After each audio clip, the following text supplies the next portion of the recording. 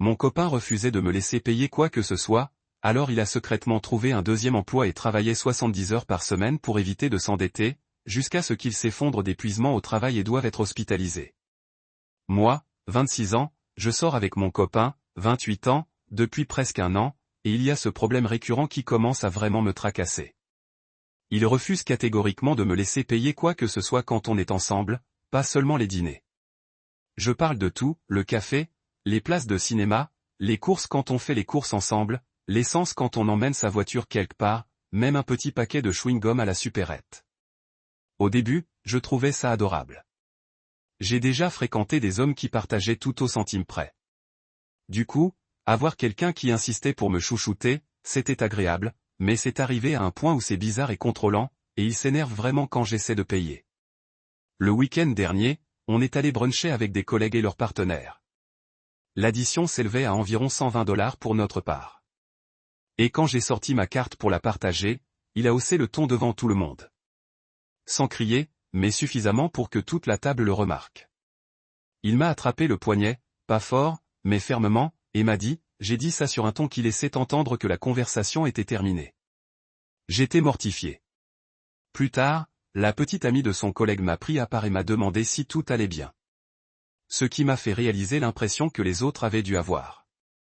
Quand je lui en ai parlé plus tard, il s'est mis sur la défensive et a dit que je lui faisais une scène et que je lui manquais de respect en essayant de payer. Voilà ce qui rend la situation encore plus confuse. Nous travaillons tous les deux à temps plein et avons des salaires similaires. Je gagne environ $58 000 et lui environ $62 000. Donc, il n'y a pas une énorme disparité de revenus qui justifierait qu'une seule personne paie toujours. J'ai essayé d'aborder la question sous différents angles. J'ai proposé qu'on alterne les paiements, qu'on partage les choses proportionnellement à nos salaires, ou même qu'on me laisse payer des petites choses comme le café. Toutes mes suggestions sont rejetées. Il dit qu'il a été élevé pour prendre soin de sa femme et qu'un homme doit subvenir à ses besoins. Quand je lui fais remarquer que nous ne sommes pas mariés et que nous contribuons tous les deux financièrement à nos propres besoins, il me regarde comme si je l'attaquais. Le plus bizarre, c'est qu'il n'est ni traditionnel ni autoritaire dans d'autres aspects de notre relation. Il fait sa lessive lui-même, cuisine lui-même, ne s'attend pas à ce que je fasse le ménage chez lui ou quoi que ce soit du genre. En fait, il est plutôt progressiste sur la plupart des sujets. C'est juste une question d'argent. Ça commence aussi à affecter notre relation de manière pratique. Je me sens coupable à chaque fois que nous sortons, car je sais qu'il dépense de l'argent pour moi alors que je pourrais facilement me le permettre. J'ai commencé à suggérer qu'on reste plus souvent à la maison ou qu'on fasse des activités gratuites, mais j'ai l'impression de limiter notre relation à cause de ce blocage bizarre qu'il a. Le mois dernier, je voulais l'inviter pour son anniversaire, lui offrir un bon dîner dans ce restaurant qu'il avait mentionné vouloir essayer. L'endroit était plutôt chic, probablement 2 cents à $250 pour nous deux, boissons et amuse-gueule compris. J'ai réservé et lui ai clairement dit que c'était mon cadeau d'anniversaire.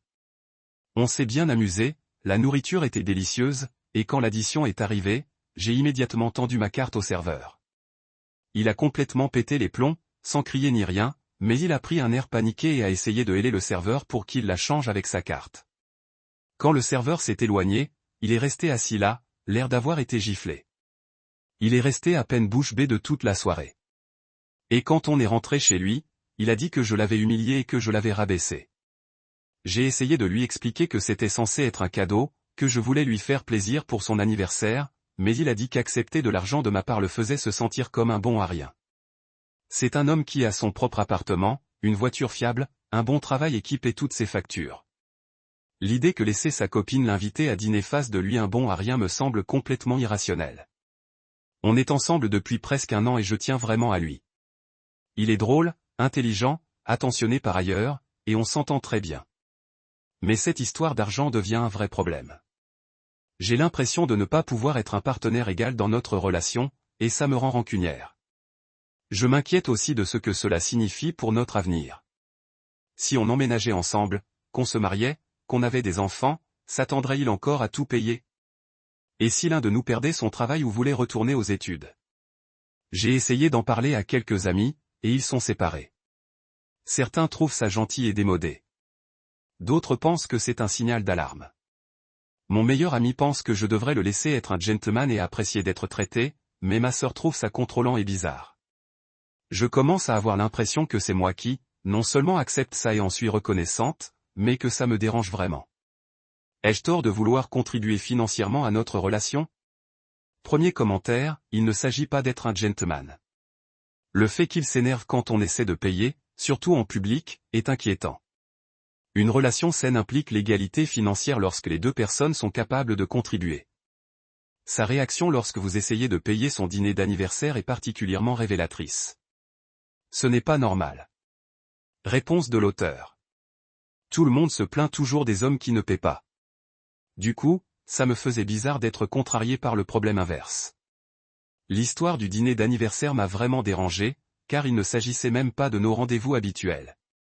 C'était censé être un cadeau de ma part pour lui, et il n'a toujours pas supporté. Ce qui me perturbe vraiment, c'est qu'il semblait sincèrement angoissé, pas juste agacé. Il était presque paniqué. Je ne comprends pas pourquoi me laisser dépenser de l'argent pour lui est si menaçant. J'ai l'impression qu'il ne me considère pas comme une partenaire égale, juste quelqu'un dont il est censé prendre soin, ce qui n'est pas la dynamique que je recherche dans une relation. Commentaire numéro 2. Non, mais ça a l'air d'être lié à quelque chose de plus profond que de simples valeurs traditionnelles.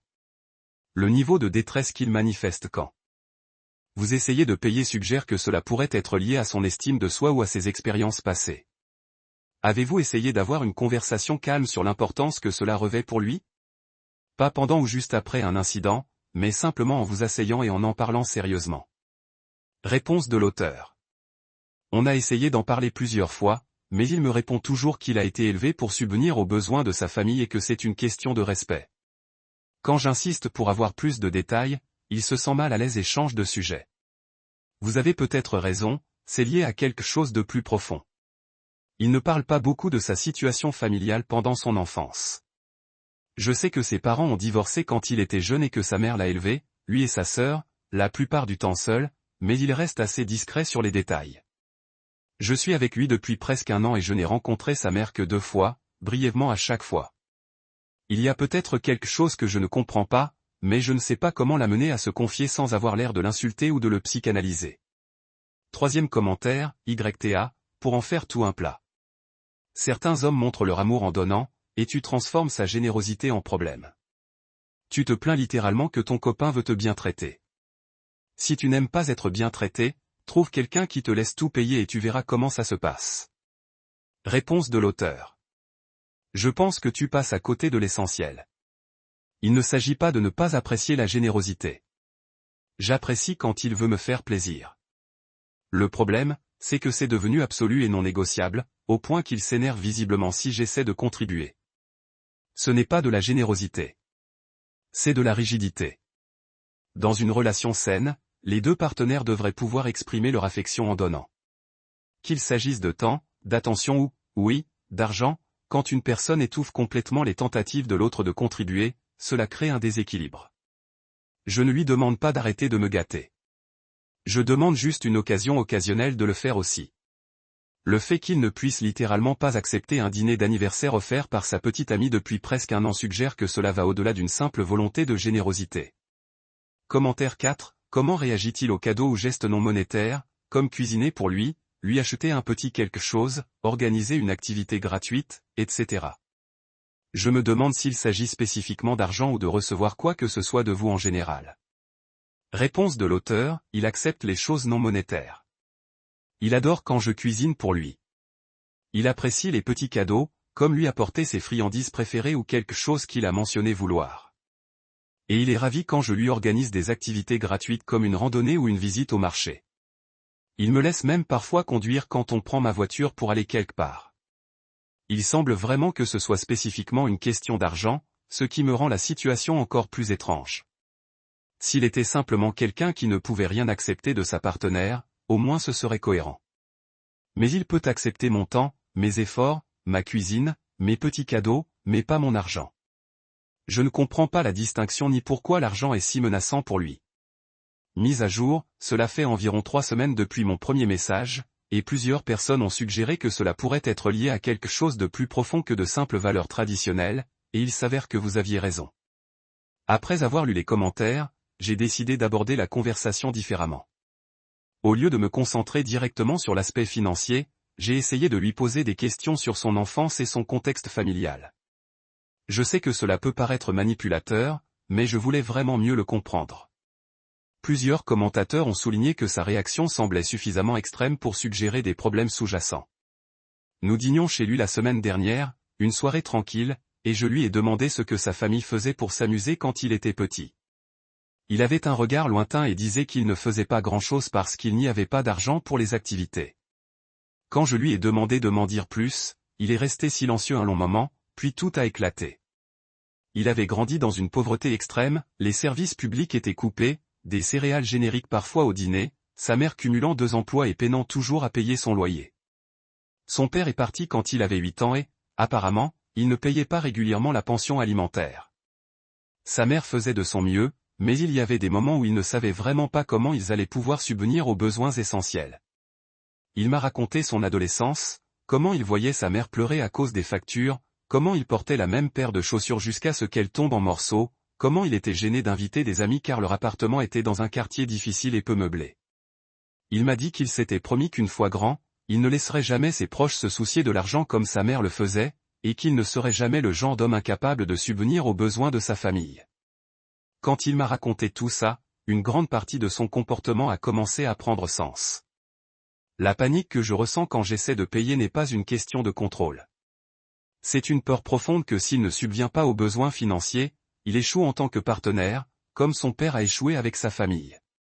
Pour lui, me laisser payer signifie qu'il ne remplit pas sa responsabilité la plus élémentaire de petit ami.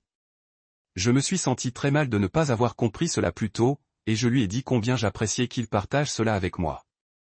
Mais ensuite, j'ai commencé à penser à notre style de vie et à nos nombreuses sorties. Et je me suis inquiété de savoir s'il pouvait vraiment se permettre tout ce qu'il payait. Je lui ai gentiment demandé quel était son budget et si le fait de couvrir toutes nos dépenses pesait sur ses finances. Il s'est d'abord mis sur la défensive, insistant sur le fait qu'il allait bien et qu'il pouvait gérer la situation. Mais quand j'ai insisté un peu et que j'ai souligné que nous sortions plusieurs fois par semaine, en plus des activités du week-end et de son dîner d'anniversaire, qu'il a fini par rembourser malgré mes protestations, il a finalement admis qu'il utilisait des cartes de crédit pour payer certains de nos rendez-vous. Et c'est pire. Apparemment, il fait ça depuis des mois. Il a actuellement environ 4 000 $ de dettes de carte de crédit. C'est presque entièrement dû à mes sorties. Il gagne bien sa vie, mais après ses dépenses courantes, loyer, mensualité de voiture, prêts étudiants, courses, etc., il ne lui reste pas beaucoup d'argent pour les divertissements. Au lieu de me proposer des activités moins chères ou de me laisser contribuer, il a mis nos rendez-vous sur des cartes de crédit en se disant qu'il rembourserait plus tard. Quand j'ai découvert ça, j'étais franchement un peu en colère. Il m'avait menti sur sa situation financière tout en refusant mon aide.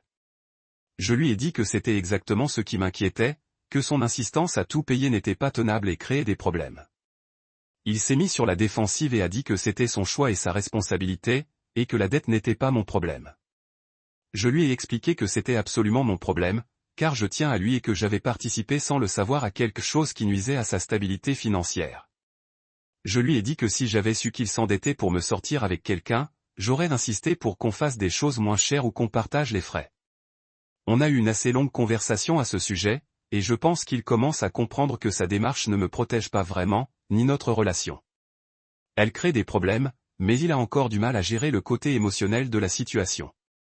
Il n'arrête pas de dire qu'il sait logiquement que c'est logique qu'on partage les choses, mais que ça lui semble anormal et l'angoisse. On essaie de trouver un compromis. Il a accepté que je paie les petites choses comme le café et le déjeuner, et qu'on va alterner pour les soirées plus importantes.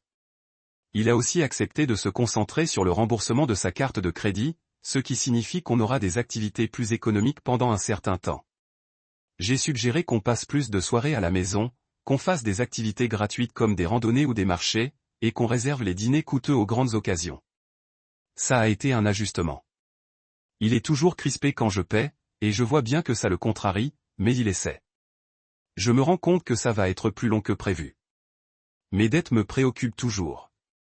4 000 $, ce n'est pas catastrophique, mais ce n'est pas rien non plus, surtout quand il s'agit de dettes de carte de crédit à taux d'intérêt élevé.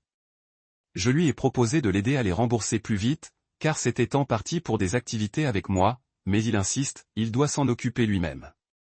Je respecte ça pour l'instant, mais je surveille la situation. Premier commentaire, je suis contente qu'il se soit confié à toi, mais je m'inquiète qu'il ait déjà 4000 $ de dette et qu'il refuse toujours de te laisser l'aider à les rembourser.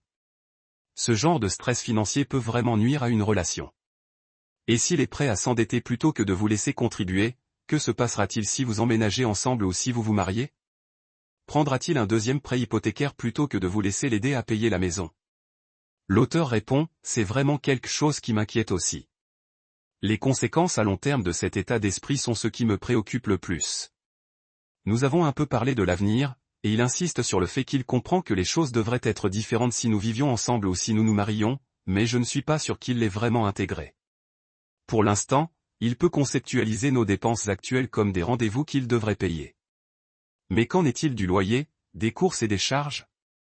Je pense qu'il aurait autant de mal à accepter que je contribue aux dépenses du ménage qu'il a de mal à me voir payer le dîner. J'espère qu'une thérapie l'aidera à surmonter certaines de ses croyances profondes, mais je ne peux pas le forcer à y aller. Pour l'instant, je me concentre sur les petits progrès que nous faisons et j'espère qu'à mesure qu'il se sentira plus à l'aise avec le fait que je paie pour les petites choses, il lui sera plus facile d'accepter des contributions plus importantes plus tard. Commentaire 2. Avez-vous pensé que sa propension à s'endetter plutôt qu'à accepter de l'aide pourrait être un signe d'irresponsabilité financière plutôt qu'un signe de mauvaise gestion? Simplement un traumatisme d'enfance? Je comprends que son éducation ait été difficile, mais beaucoup de gens grandissent dans la pauvreté sans développer ce genre de vision rigide de l'argent. Le fait qu'il vous ait caché sa dette est également inquiétant. Réponse de l'auteur, j'y ai bien réfléchi et vous avez raison, le fait de la cacher me dérange, mais je ne pense pas qu'il s'agisse d'irresponsabilité financière au sens traditionnel du terme. Il ne dépense pas d'argent pour lui-même et ne fait pas d'achats impulsifs. Il est très discipliné dans ses dépenses personnelles et a un bon dossier de crédit. Cette dette vise précisément à maintenir ce qu'il considère comme son rôle dans notre relation. Cela ne justifie pas la situation, mais je pense que c'est différent de quelqu'un qui ne sait tout simplement pas gérer son argent. Le fait de la cacher, en revanche, m'inquiète. Il a dit qu'il ne m'en avait pas parlé parce qu'il ne voulait pas que je me sente coupable ou que j'essaie de changer nos habitudes. Mais c'est précisément ce genre de protection qui a créé ce problème. J'ai clairement indiqué que la transparence financière était importante pour moi à l'avenir, surtout si nous avons un avenir ensemble.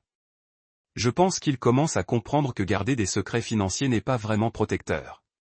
Cela ne fait que créer des problèmes plus importants par la suite. Commentaire 3, vous avez suggéré une thérapie, mais sans insister. Je pense que vous devriez reconsidérer votre décision. Honnêtement, ce niveau d'anxiété autour de l'argent et de la masculinité ne se résoudra probablement pas par la seule volonté et les bonnes intentions. Il a besoin d'une aide professionnelle pour travailler sur les croyances sous-jacentes qui motivent ce comportement. Réponse de l'auteur, j'ai hésité à insister sur la thérapie parce que je ne veux pas qu'il ait l'impression que quelque chose ne va pas chez lui, surtout après qu'il a été assez vulnérable pour me confier son enfance. Mais je commence à penser que mon hésitation pourrait lui nuire. L'anxiété qu'il ressent lorsque je paie des choses est clairement très pénible pour lui, et ce n'est pas juste pour nous deux d'espérer que ça s'arrange tout seul. Je pense que je vais en reparler.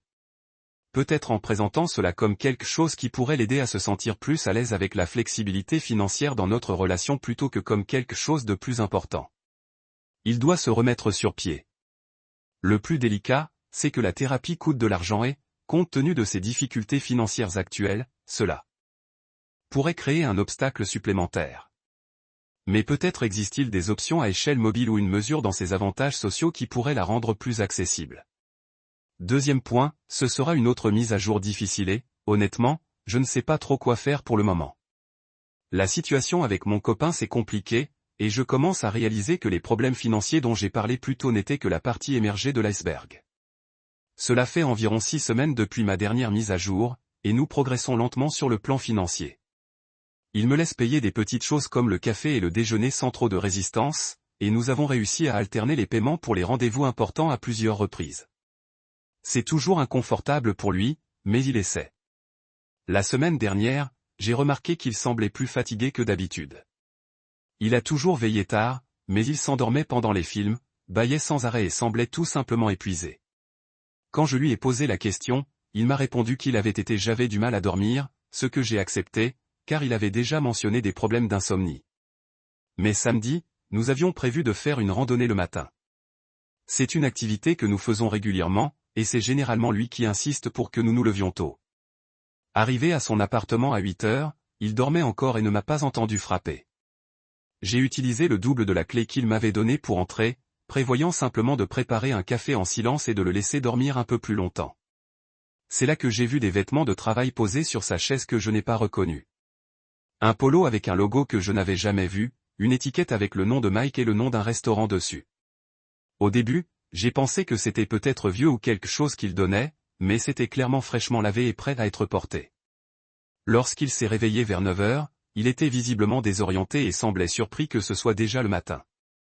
Je lui ai demandé ce qu'il en était de ses vêtements de travail, et il a pris un air paniqué et a commencé à inventer des excuses en disant qu'il aidait un ami ou qu'il récupérait un client occasionnel. J'ai changé de poste. Mais je voyais bien qu'il mentait, car c'est un menteur invétéré et il hésitait. Je l'ai assis et je lui ai dit que je savais qu'il se passait quelque chose et que je m'inquiétais pour lui. Après de nombreux échanges, il a finalement admis qu'il avait un deuxième emploi depuis 3 mois. Il travaillait à son travail habituel la journée, puis dans un restaurant décontracté 4 soirs par semaine comme serveur. J'étais complètement sous le choc. Cela signifie qu'il travaillait environ 65 à 70 heures par semaine et ne dormait que 5 à 6 heures la plupart des nuits. Quand je lui ai demandé pourquoi, il m'a répondu que c'était pour rembourser plus vite sa précédente dette de carte de crédit et pour pouvoir continuer à m'inviter sans s'endetter davantage. Pendant tout ce temps, je pensais que nous faisions des progrès sur les questions financières, mais apparemment, il a répondu à mes inquiétudes en se tuant au travail au lieu d'accepter de l'aide. Quand je lui ai fait remarquer cela, il a dit qu'il ne voulait pas m'accabler de ses problèmes financiers et que c'était sa façon de gérer la situation. De manière responsable. Je lui ai demandé combien de temps il comptait continuer ainsi, et il m'a répondu que cela prendrait jusqu'à ce que la dette soit remboursée et qu'il ait une meilleure marge de manœuvre pour nos dépenses. Au rythme actuel, cela prendrait probablement au moins 6 à 8 mois de plus, voire plus. Je lui ai dit que c'était complètement intenable et qu'il allait se rendre malade. Il a déjà perdu du poids. Il est constamment épuisé. Et il m'a confié qu'il faisait des erreurs au travail parce qu'il était trop fatigué. Je lui ai dit que je m'inquiétais pour sa santé et que ce n'était pas ce que je voulais quand je lui ai demandé d'être plus responsable avec nos finances. Il s'est mis sur la défensive et a dit que travailler plus pour payer était mieux que de prendre mon argent et qu'il gérait bien la situation, mais visiblement, il ne la gère pas bien. Il s'est endormi au milieu de notre conversation et ne s'en est rendu compte que lorsque je l'ai réveillé. On a eu une sacrée dispute à ce sujet. Je lui ai dit que je préférais partager nos dépenses à parts égales et faire des activités moins chères plutôt que de le voir se tuer au travail. Il a dit que ce n'était pas envisageable pour lui et je devais lui faire confiance pour gérer ses propres problèmes. Je lui ai dit que ces problèmes affectaient notre relation et sa santé, ce qui en faisait aussi les miens. La dispute s'est terminée par son besoin de réfléchir, ce qui signifie généralement qu'il veut que j'abandonne le sujet. Mais je ne peux pas laisser tomber. Voir quelqu'un qu'on aime ruiner sa santé pour refuser de l'aide est incroyablement frustrant et déchirant. J'ai fait quelques calculs, et les chiffres n'ont même pas de sens. S'il gagne peut-être 15 à 20 $ de l'heure au restaurant et qu'il y travaille 20 à 25 heures par semaine, cela représente probablement 3 cents à 500 $ de plus par semaine avant impôt, c'est une somme décente, mais ça ne vaut pas la peine de sacrifier sa santé et son bien-être, surtout quand je pourrais facilement prendre en charge ma part des dépenses. J'ai essayé de lui en parler plusieurs fois depuis samedi, mais il insiste sur le fait qu'il va bien et que c'est temporaire. Il refuse de s'engager sur une date précise pour son retour. Quitter mon deuxième emploi. Et il refuse que je prenne en charge une plus grande partie de nos dépenses pour que ce soit inutile. Je commence à avoir l'impression d'être en couple avec quelqu'un qui me voit comme un fardeau à nourrir plutôt que comme une partenaire qui peut contribuer. Ce n'est pas la dynamique que je souhaite et ce n'est tenable ni pour moi ni pour l'un ni pour l'autre. Je ne sais pas quoi faire. Je l'aime beaucoup et je comprends que ses expériences d'enfance façonnent ses croyances, mais je ne peux pas le laisser se ruiner pour ça. Je ne peux pas non plus le forcer à accepter de l'aide ou à changer d'état d'esprit s'il n'est pas prêt. Je ne sais pas si je dois lui poser un ultimatum concernant son deuxième emploi ou si cela le mettrait sur la défensive. Premier commentaire, je suis perplexe que vous n'ayez pas remarqué qu'il avait un deuxième emploi. Son emploi du temps n'aurait-il pas été visiblement différent? Comment pouvait-il vous cacher plus de 20 heures de travail par semaine? Réponse de l'auteur, je me sens assez stupide. Il y avait certainement des signes que j'ai soit manqué, soit rationalisé. Il disait souvent qu'il était fatigué du travail ou qu'il devait rester tard au bureau. Et je l'acceptais, car son travail exigeait parfois des heures supplémentaires en cas d'urgence.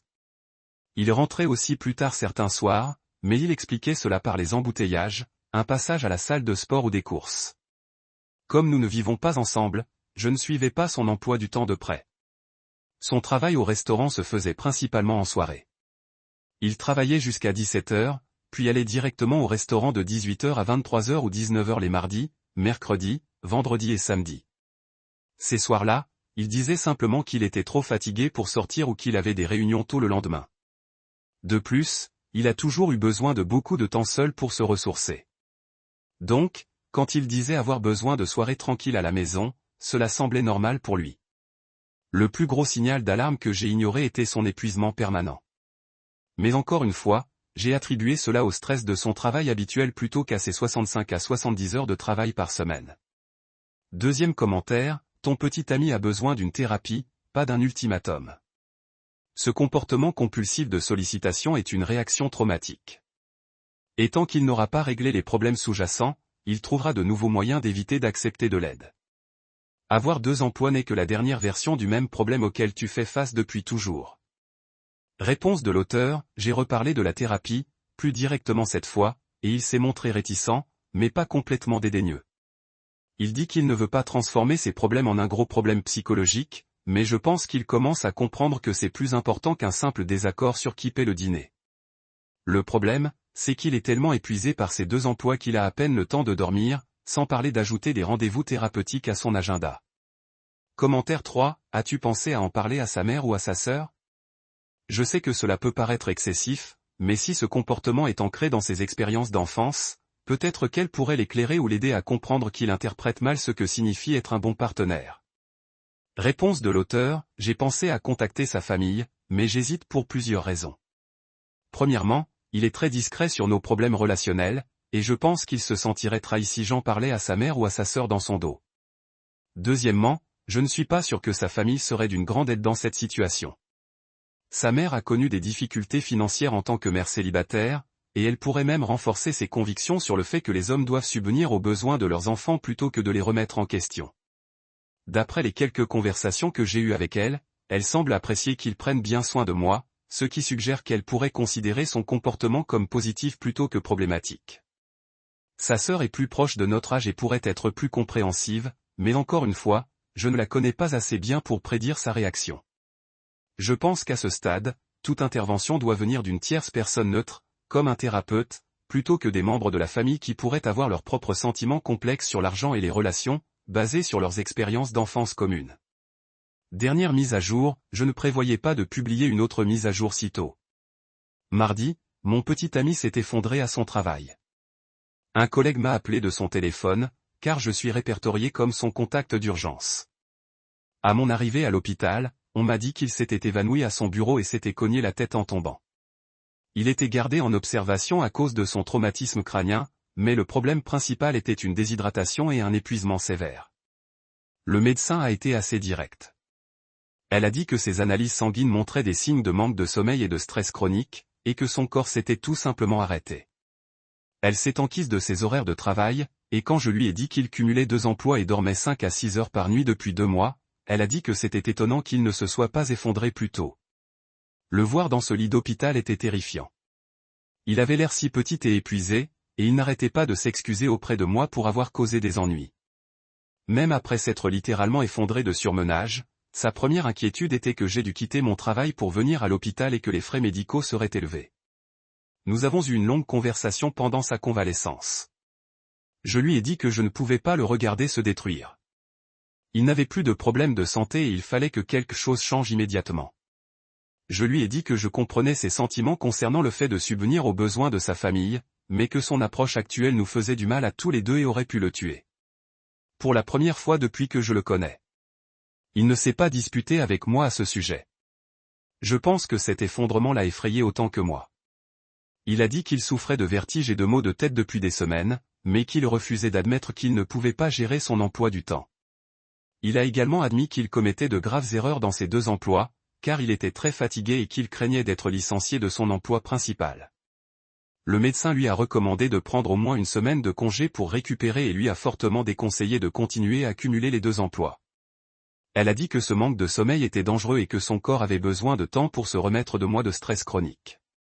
À notre retour de l'hôpital, il a appelé le restaurant et a immédiatement quitté son deuxième emploi. Il était clairement anxieux. J'ai vu ses mains trembler pendant qu'il appelait, mais il a tenu parole. Il a dit à son responsable qu'il avait une urgence familiale et qu'il ne pouvait plus y travailler.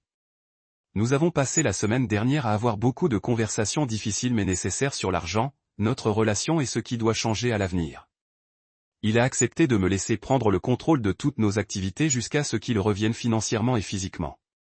Il a également accepté de diviser nos dépenses 50-50e à l'avenir, bien que je puisse dire que c'est toujours difficile pour lui. La première fois que j'ai payé nos courses après être sorti de l'hôpital, il avait ce que je ne peux décrire que comme une légère attaque de panique. Sa respiration est devenue superficielle. Il a commencé à transpirer et il a continué à s'excuser et à dire qu'il avait l'impression de m'échouer. J'ai dû m'asseoir avec lui dans la voiture pendant environ 15 minutes jusqu'à ce qu'il se soit calmé. C'était vraiment l'ouverture des yeux de voir à quel point cette anxiété va pour lui. Nous avons pris les choses très lentement. Je gère toutes les finances en ce moment pendant qu'il se rétablit et nous faisons beaucoup d'activités gratuites comme se promener dans notre quartier ou regarder des films à la maison. Il devient toujours anxieux quand je paie des choses, mais il ne me combat plus à ce sujet, ce qui se sent comme un progrès. Il a également finalement accepté de commencer la thérapie. Je l'ai aidé à trouver un thérapeute spécialisé dans le traumatisme et l'anxiété. Son premier rendez-vous est la semaine prochaine. Je pense que l'effondrement a été un appel de réveil selon lequel ce n'est pas quelque chose qu'il peut simplement faire passer par lui-même. La situation financière s'améliore sans le deuxième emploi. Il ne fait pas d'argent supplémentaire, mais il ne dépense pas non plus d'argent en gaz et en nourriture pour le travail, et ses niveaux de stress ont considérablement diminué. J'ai remboursé la dette de la carte de crédit, et pendant qu'il a protesté, je lui ai dit que c'était ceci où je vais le quitter, auquel il l'a finalement accepté. Je tiens à remercier tous ceux qui ont commenté mes articles précédents. Beaucoup d'entre vous ont prédit que cette situation s'intensifierait si nous ne traitons pas les problèmes sous-jacents. Et malheureusement, vous aviez raison. Mais vos conseils sur la thérapie et sur le fait qu'il s'agit d'une réponse traumatisante plutôt que de l'entêtement m'a vraiment aidé à aborder la situation avec plus de compréhension et de patience. Je vais probablement mettre à jour à nouveau dans quelques mois après qu'il soit en thérapie depuis un certain temps et nous avons eu plus de temps pour travailler sur ces questions ensemble. Mais pour l'instant, je suis juste reconnaissant qu'il ne va pas et que nous déménageons enfin dans la bonne direction.